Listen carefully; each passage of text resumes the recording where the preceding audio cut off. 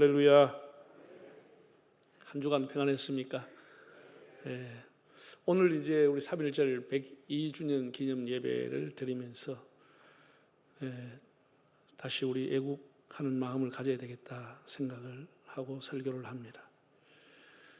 우리나라는 장구한 역사 가운데 외세 침략으로 큰 압박과 고통을 당하기도 했지만은 자랑할 만한 역사도 꽤 있다고 봅니다.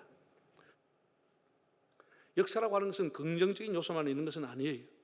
제가 지난주에 조선의 건국에 대해서 이념에 대해서 말씀을 드렸는데, 조선의 건국 이념은 유학입니다. 유학을 종교뿐 아니라 그 나라를 세우는 근간 철학으로 삼았습니다. 그래서 조선은 고려시대에 무신난이라고 하는 것, 100년 이상 무신들이 나라를 지배했던 그런 폐해도 있었겠지만은, 조선이라고 하는 나라는 무력보다는 물력, 필력을 앞세운 나라였습니다. 한마디로 말하면 조선은 붓의 나라였습니다. 그래서 내부적으로 늘 다투었고 했지만은 크게 외세의 침입을 받은 적은 없습니다.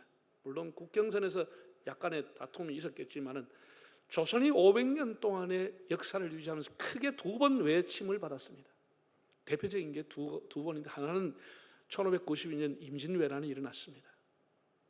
임진왜란은 일본이 명치유신 메이지 혁명을 통해 가지고 선진 문화를 받아들이고 그 중에 조총 기술을 받아들여 가지고 조총을 생산하는 국가가 됐습니다. 이걸 한번 써먹기 위해서 한반도를 15만 수군을 보내 가지고 우리를 공격한 것입니다. 15만 군대가 총을 들고 왔으니 활과 칼이 어떻게 당해낼 수가 있겠습니까? 그래서 20일 만에 그냥 함락될 정도로 우리가 그냥 허무하게 무너져 버린 것입니다. 그게 임진왜란이 7년 동안 나라가 초토화가 돼버린 것이죠. 일본이 우리나라를 교두보로 중국을 치러 가려다가 중국까지는 못 간 것입니다.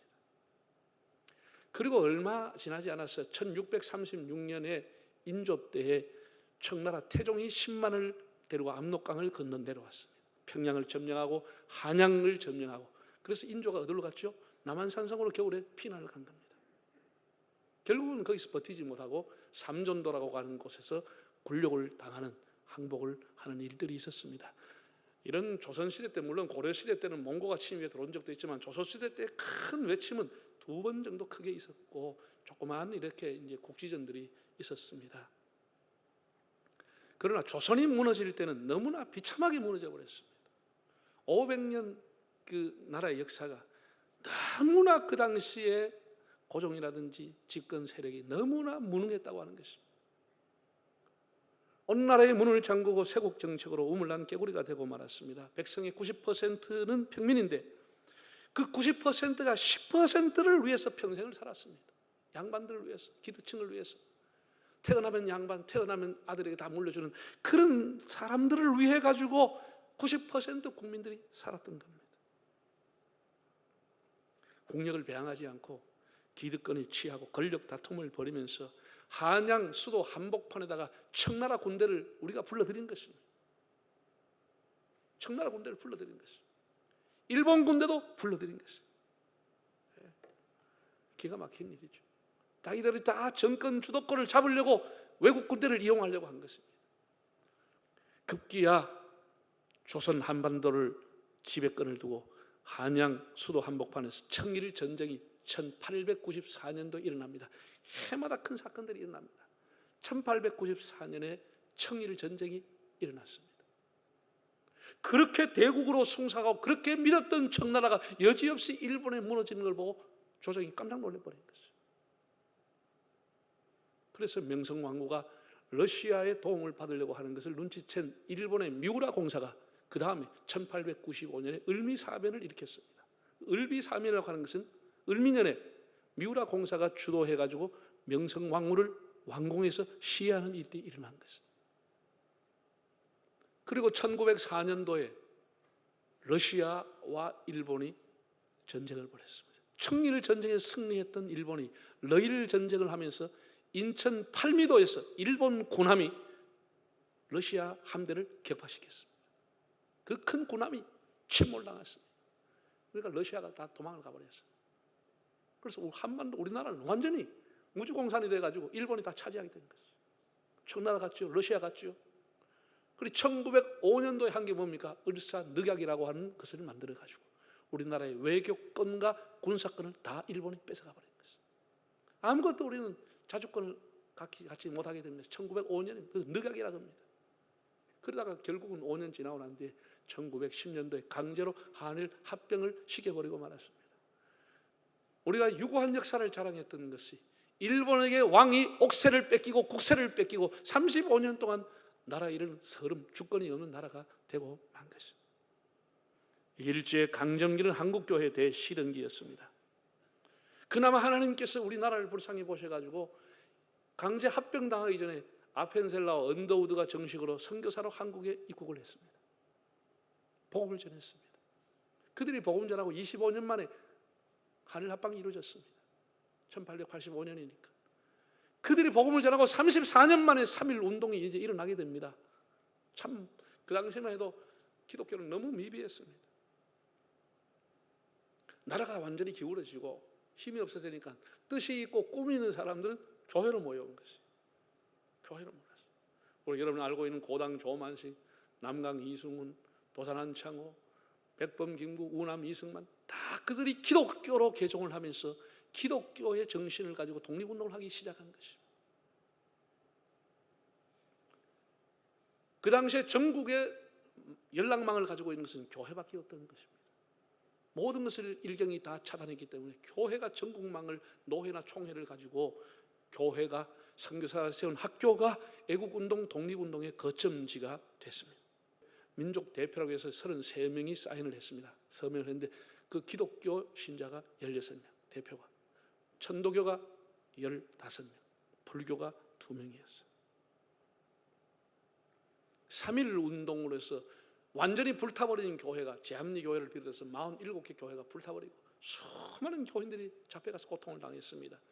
1919년 그해 3.1 운동이 일어난 5월 유죄 판결자, 형사 피고됐거나 수감자 중에서 완전히 형이 확정된 판결자가 9,080명입니다. 이건 전수조사를 해서 다 드러났는데 9,080명이 3.1 운동 때문에 감옥에 갇혔습니다.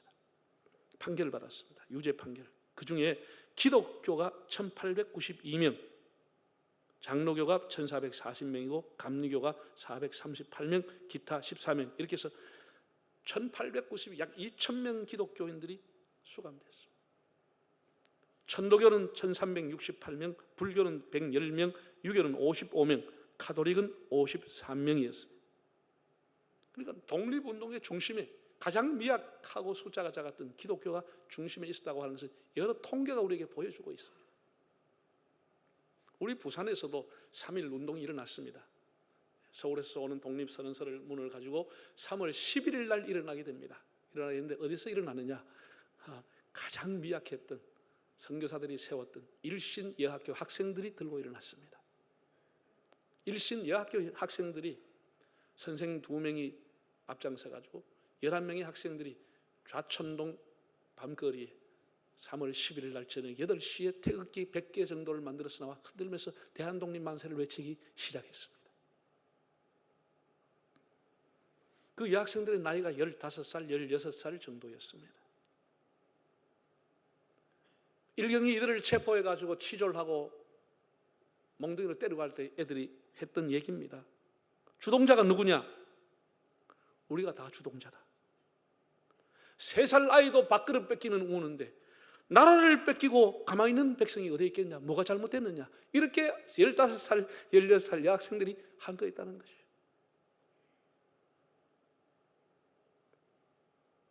그 당시에 한번 사진을, 지금 이렇게 부산 문화재가 되어 있는 부산진교회 바로 맞은편에 있는 일신예학교입니다. 선교사들이 세운 것이죠. 이때 3.1 운동에 감옥에 갔던 사람들 사진이 남아 있습니다. 또 한 가지를 보면은 이때 이 내용을 김반수라고 하는 여학생이 편지글로 남겨놨습니다. 우리가 결혼하려고 준비했던 혼수감을 가지고 와서 밤에 전부 다 이렇게 이불로 덮고 밥그릇을 가지고 와서 대접을 가져와 동그랗게 해서 태극기를 만들고 3월 11일 날 저녁 8시에 독립운동하러 나갔다. 이런 내용들을 상세하게 적어놨습니다. 그 나이가 15, 16에 불과했습니다.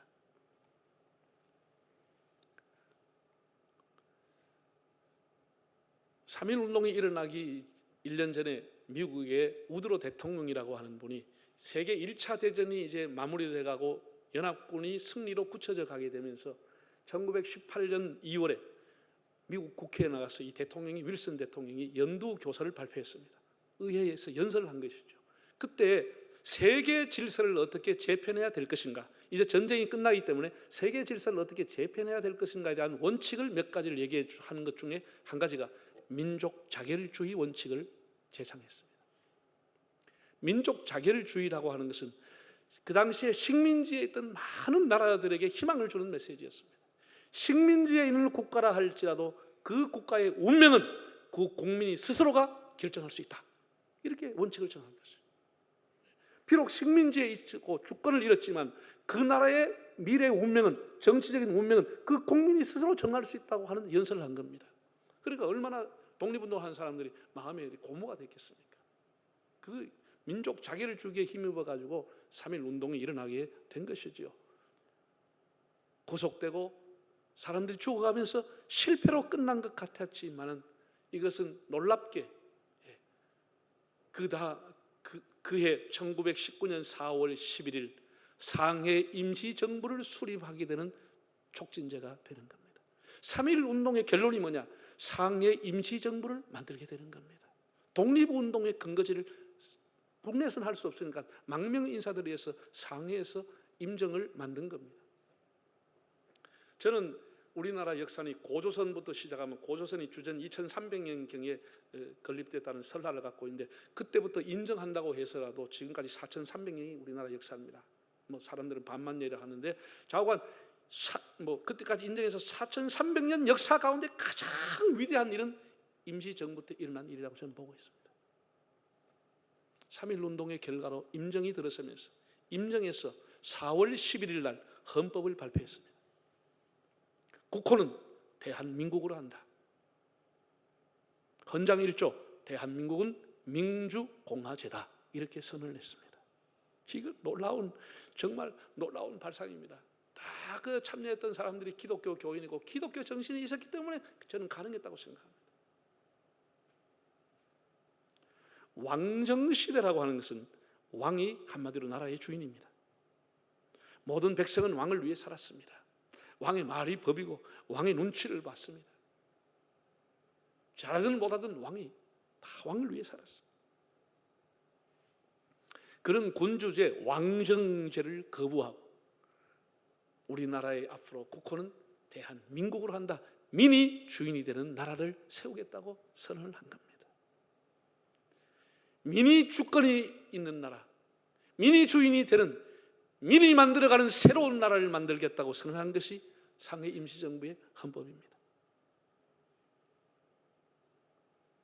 여러분, 지금도 우리나라 헌법 1조 1항 2항은 다 이렇게 상해 임시정부의 영향 그대로 되어 있습니다. 우리나라 헌법 1조 1항이 뭐죠? 대한민국은 민주공화국이다. 대한민국이라는 국호와 민주공화국이라는 게 그대로 갖고 있습니다. 1조 2항은 이렇게 되어 있습니다. 대한민국의 주권은 국민에게 있고 모든 권력은 국민으로부터 나온다라고 되어 있습니다. 이것은 우리나라 역사를 바꾸는 혁명적인 사건입니다.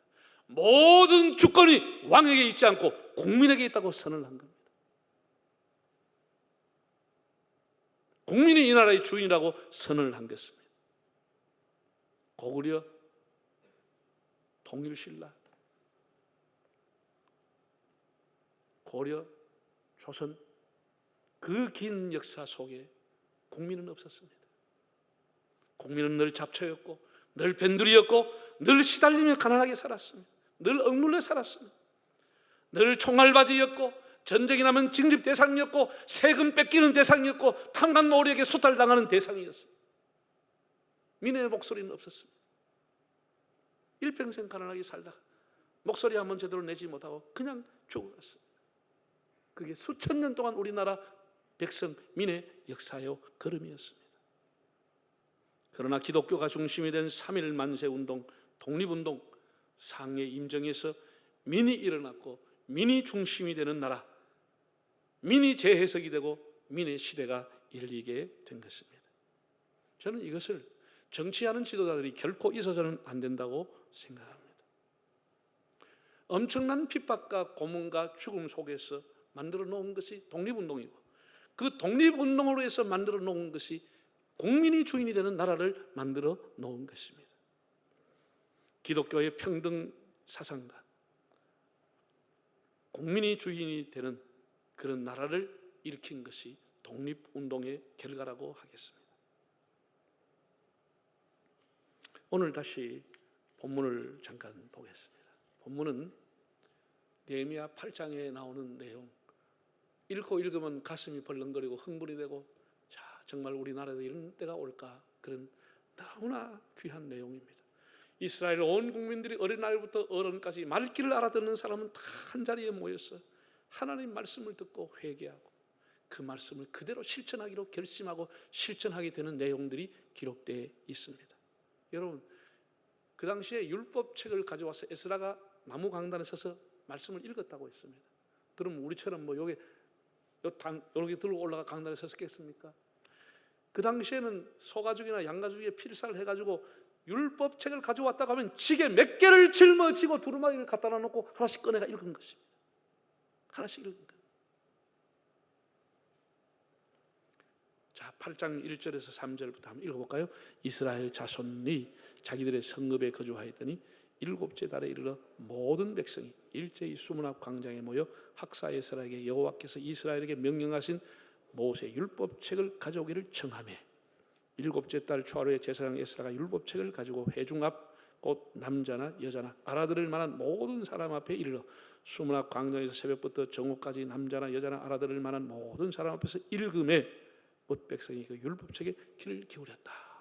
모든 백성이다. 그 다음 5절 6절 에스라가 모든 백성 위에 서서 그들을 목전에 책을 펴니 책을 펼 때 모든 백성이 어떻게 해요? 일어서니라. 에스라가 위대하신 하나님 여호와를 송축하며 모든 백성이 손을 들고 아멘 아멘 하고 응답하고 몸을 굽혀 얼굴을 땅에 대고 여호와께 경배하니라. 9절 백성이 율법의 말씀을 듣고 다 뭐 했다고요? 다 울었다라고 하는 것이. 우리 교회 역사에, 우리 한국 교회에 이런 일이 일어날 수 있을까?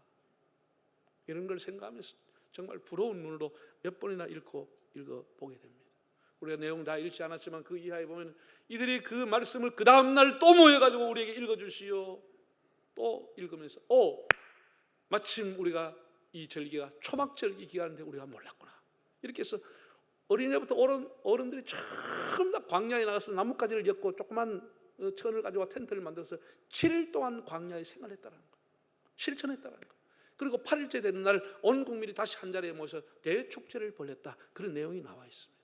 그냥 듣는 것으로 끝나지 않고 실천하게 된 겁니다.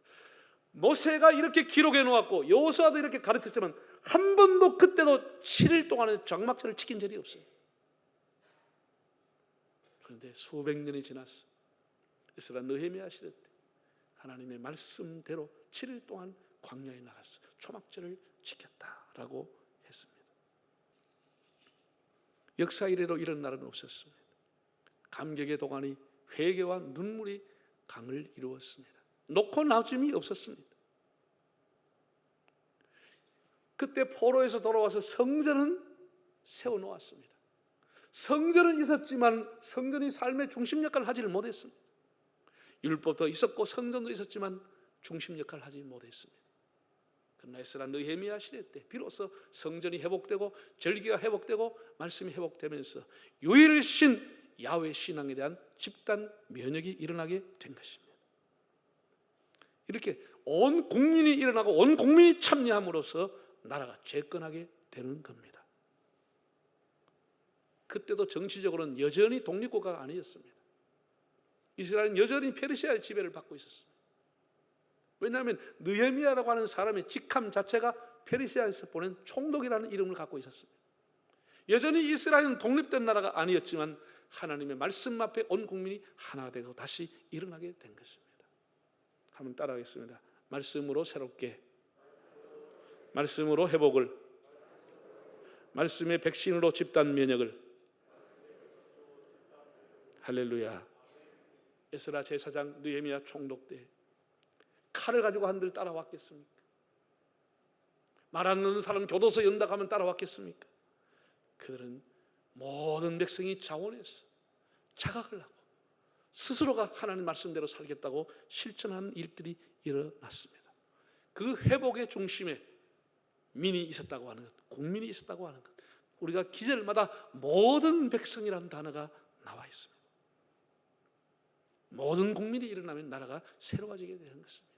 몇 사람 지도자, 몇 사람이 한다고 되는 게 아닙니다. 우리가 해방의 기쁨도 잠시고 6.25 참상이 일어나고 났는데 나라가 잿더미가 되어버렸습니다. 완전히 다 무너졌습니다. 누가 나라를 일으켰습니까? 새벽부터 교인 성도들은 교회를 나가고 새벽부터 사람들은 일터로 나갔습니다. 그것도 부족해서 독일의 간호사로, 독일의 강부로, 그것도 부족해서 중동의 산업 열사로, 전사로 다 나라 딸나를 버렸어. 젊은이들이 군인들의 목숨을 걸고 청룡부대, 맹호부대, 비둘기부대라는 이름을 가지고 월남의 전투에 참여했습니다. 누가 나라를 일으켰습니까? 국민이 다 피로서 나라를 일으킨 것입니다.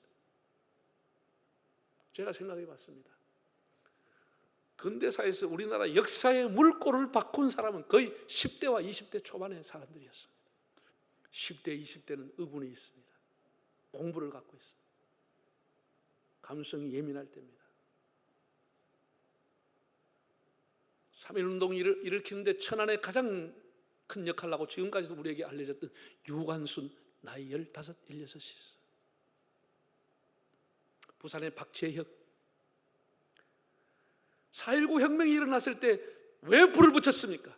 마산의 김주열이라고 하는 학생의 시체가 떠오르면서 불이 붙기 시작한 것입니다. 고등학생의 시체가 떠올랐습니다.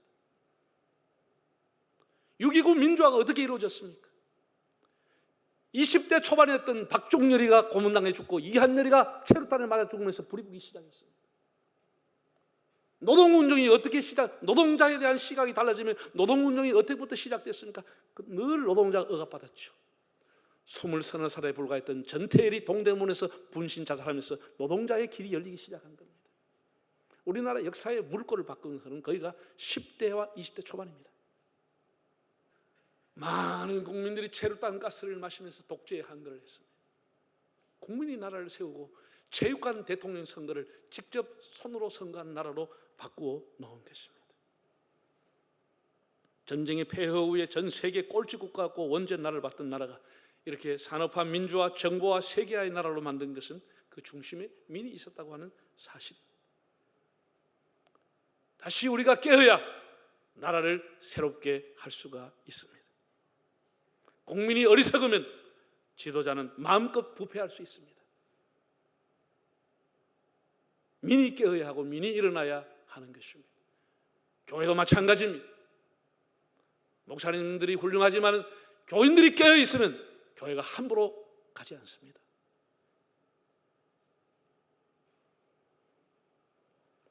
모세, 에스더, 느헤미야, 다니엘 같은 사람들은 다 그 당시에 나라를 잃었지만은, 나라가 없었지만은 하나님을 믿는 신앙을 바탕으로 애국 운동을 일으켰습니다.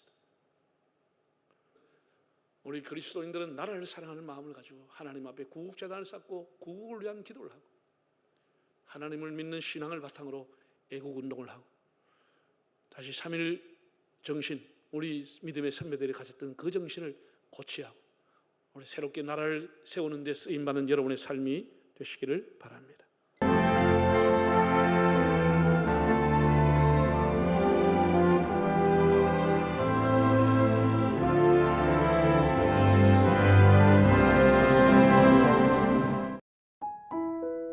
부산 CBS를 위해 물질과 기도로 후원해 주신 분들입니다.